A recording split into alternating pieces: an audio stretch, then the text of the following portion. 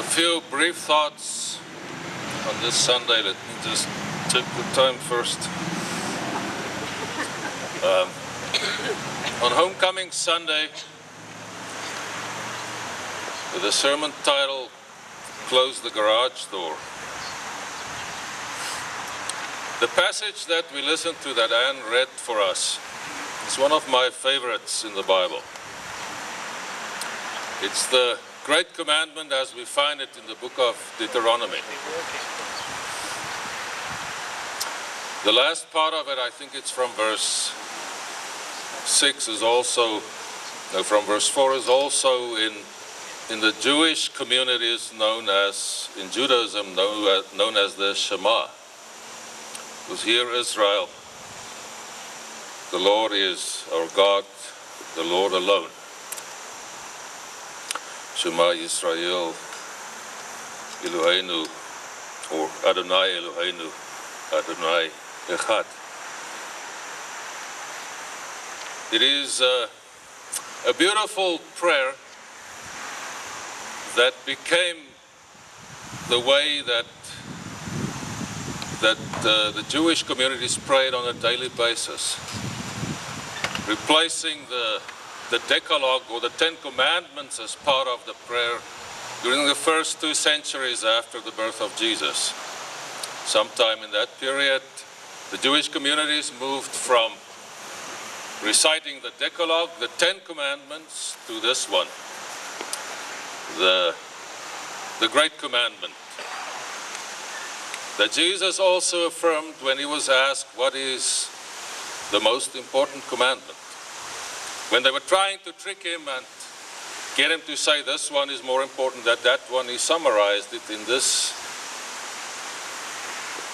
passage, or these few words, which is powerful in its elegance and in its simplicity. Love the Lord your God with all your heart and your mind and your soul, and your neighbor as yourself. I found that powerful, and for me personally, a guide for my life that I try to adhere to and to remember. But what I found very interesting in what I really appreciate and admire the Jewish tradition, Judaism for, is the practical ways that they developed over centuries and millennia to keep the hallowing of life, the sacred part of everyday life. How they develop simple mechanisms to remind you of we are living in the presence of God, and we are living as people who have a covenant with God, and with the implications that it has for everyday life.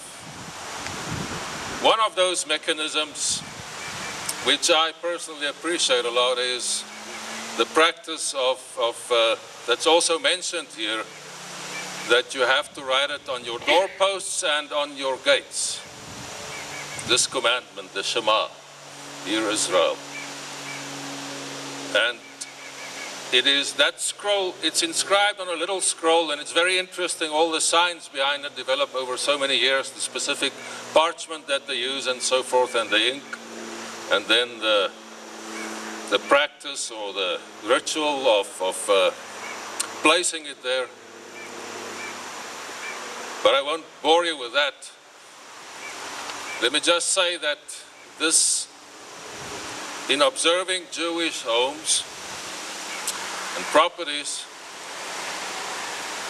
this scroll, which is called the mezuzah, is placed in a specific little box and then attached to the doorpost. And according to where you come from, which tradition you belong to, the angle at which the box is placed and where exactly it is placed and so forth differs, like good Congregationalists also.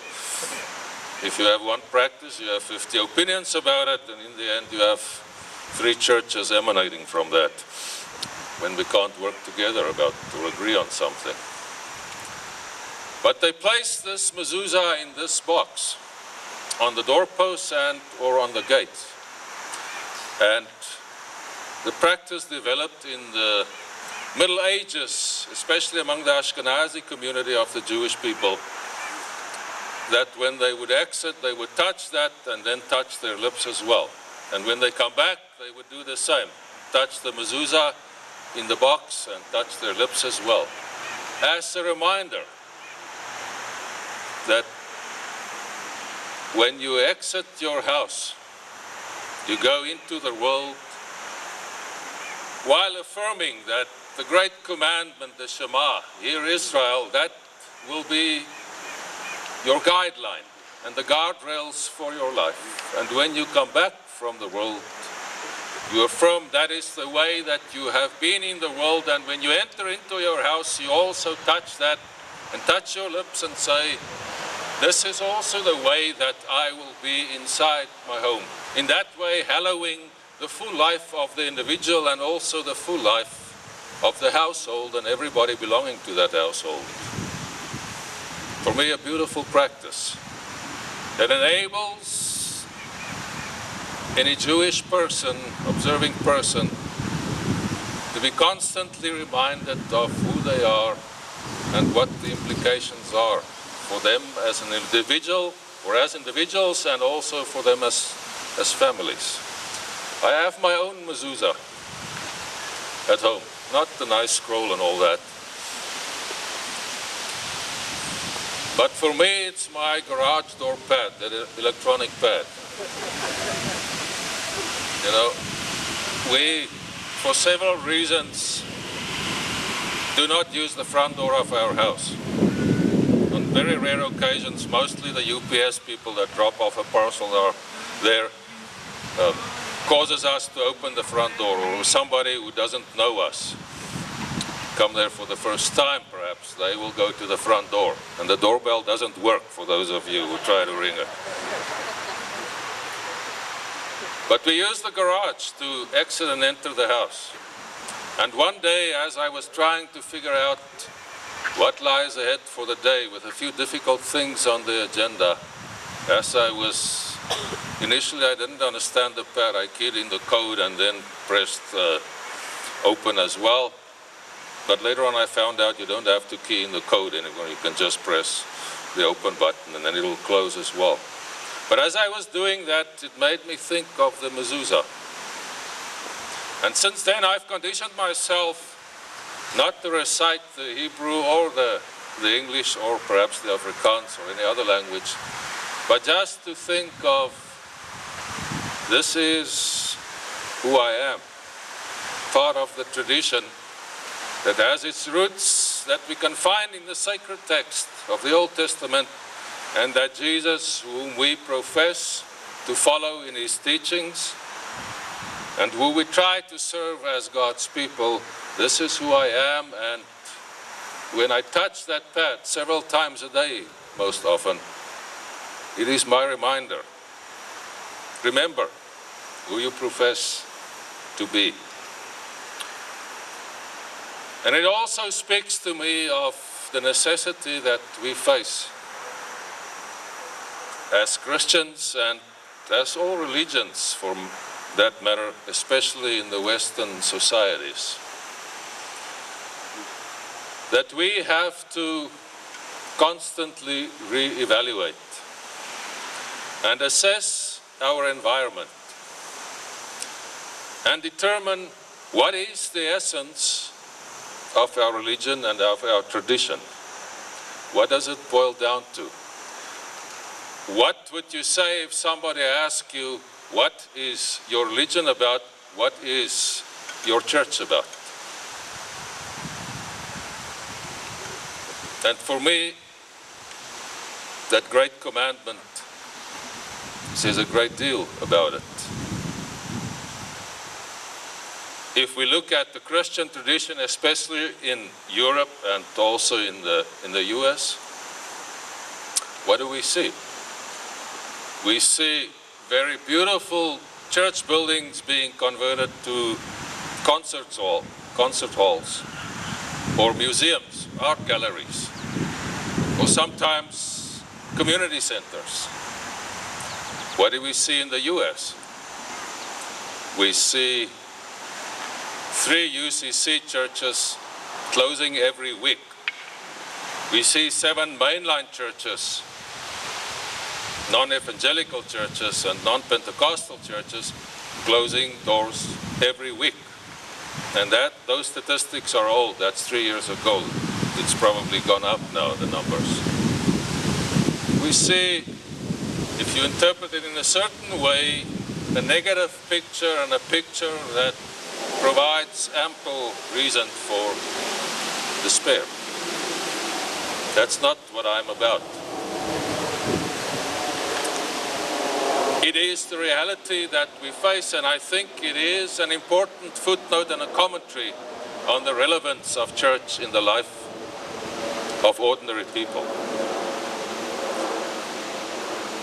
I see it as an opportunity for us, especially a church like us who are doing fairly well considering the environment that we find ourselves in if you look at the broader church environment.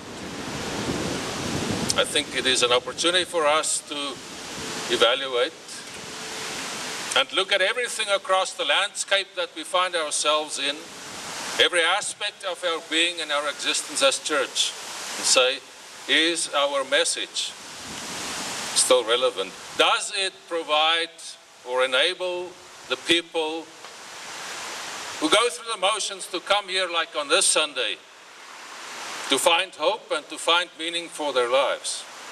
Does it enable families to get the basis of a value system that they can take with them into the world? And as this passage says, teach it to your children. Do we provide what it is necessary and what is meaningful for parents to convey to their children in such a way that it makes sense and that it is indeed practiced? I think the response of the Sabbath boxes is an excellent response, acknowledging the reality of family life, that it is not a calm flowing stream where you have enough for things to do, but where you are trying to hold it together on a daily basis between all the demands. And those are not only households with children. I think Sabbath boxes can be good for all of us. I shortcut the Sabbath box with my mezuzah on the garage pad. That's a good summary for me. Church is responding to or trying to interpret its environment. We also, Amy and I, discussed the reality of families finding it difficult to be here on a Sunday due to a lot of things. So we decided to bring another service, that Saturday service. And Amy did a beautiful job of creating that service specifically for the families. I've also, for the past 20 years, preached the gospel of trying to have kids arrive at confirmation with some knowledge of the sacred text. Because after a few confirmation classes, early when I arrived in the US, I saw we set the bar here for kids arriving at confirmation, and the knowledge is not there about our sacred text, about the Bible. So I said, let's try through stories and identify stories in the Bible and combine that with 10 or 12 values that we think are the most important. And Amy and I have talked about it, to create a syllabus around that, where you just teach 10 things from the Bible, so that with spotty attendance, and I'm not accusing here, I'm just saying this is the reality of family life. Kids will know at least 10, 12 Bible stories attached to a value that they can gather around and say, this is what I believe and this is what I want to do in my life. I'm almost done, so bear the sun for a while. I also think we as Congregational Church of Topsfield, we have to face another reality. And I've written to the Church Council about this in reports since 4 years ago, that we have a band of sustaining members that are reaching a certain age. And you know what I'm talking about. Most of you feel it in your bodies. Where we will increasingly see people that sustaining membership ban who are not able to stand for 4 or 6 hours at the fair to do the work there, who are facing increasing health difficulties. I counted recently, and there are at this stage 22 of our sustaining members experiencing serious health difficulties, to the extent that they are not able to attend services or do anything for that matter, and where they are running the danger of becoming homebound. That is our reality. But again, it's not a cause for despair. We have to acknowledge the reality that through turbulence in the history of our church, there were 12 to 15 years where the numbers were not replenished. We are building the base again with younger families, but if you look at the membership, the demographics, the age statistics, you see the young ones coming in, and then there's a crater. And we have then the sustaining age, the sustaining band of members. We have to acknowledge that is our situation and compensate for that and respond to that in a positive way. How do we do that? I think one way is to offer ourselves when we are able to assist the parish care team, to visit people more often than I'm able to do. They are doing a wonderful job, the parish care team, but there is a growing need for the kind of services that they offer. I want to thank them for their faithfulness and the wonderful work they're doing, but acknowledging our reality, we will need to increase that. We will also have to find new ways for the hallowing of life, of modern-day American life in Topsfield, Boxford, and the surrounding area, wherever we find ourselves, to enable us as a faith community to respond to the call that we find in the book of Deuteronomy, and that was confirmed by Jesus later on, saying, "The Lord our God is the only God, and we need to love that God with our full being, and our neighbor as ourselves." We need to find innovative ways to have our own mezuzahs that scroll on the right-hand side doorpost. And I try to remind myself whenever I touch that pad, apart from the Shema, Hear Israel, apart from that prayer, and my commitment to live the covenant, I remind myself constantly that opening the garage door is an opportunity to open yourself up to life and to the world, and to open yourself up to new opportunities to be of service and to live the kingdom that Jesus spoke about, the world that we have to create and the world to come. That our innovative ways, and especially for the Congregational Church of Topsfield,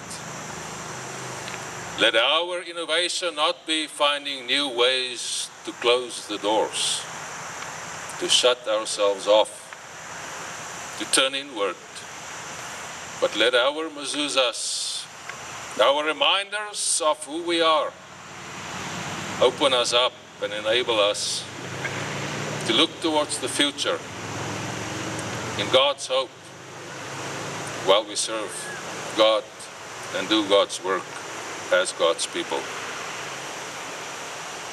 Let us open the garage door in that way. Amen.